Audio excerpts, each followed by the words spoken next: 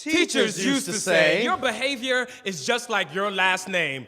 Unforgettable. In school, I learned a lot more about other people's names rather than the ones closer to my own, as if Madame Yamazawa, Acevedo. were so much harder to say than Tchaikovsky, Michelangelo, Eisenhower, like our last names were made of barbed wire, stripping the flesh of those trying to conquer the meanings in their mouths. See, my parents named me George, but honestly, I always hated the name George. It reminds me of some old, dead white guy. Being a young, alive Asian boy, it was hard for me to make the connection. I realized my first name didn't match my background before I knew how to spell assimilation. I always wanted a name that set the bar high, that tumbled out of mouths, somersaulted into a room and split the air. A name like Xochi or Anacaona, but although I must have punched inside the placenta, my parents decided on something placid.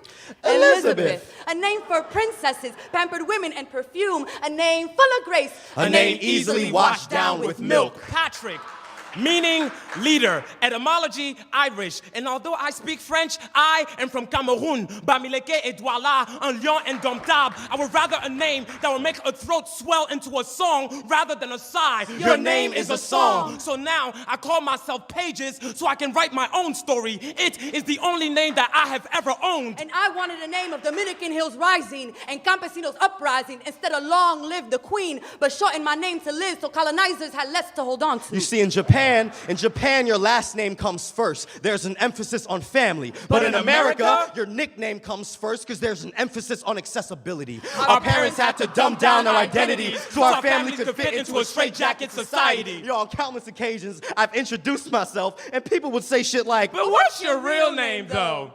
That don't sound very ethnic. you don't look like a George. Or a Patrick. And Elizabeth.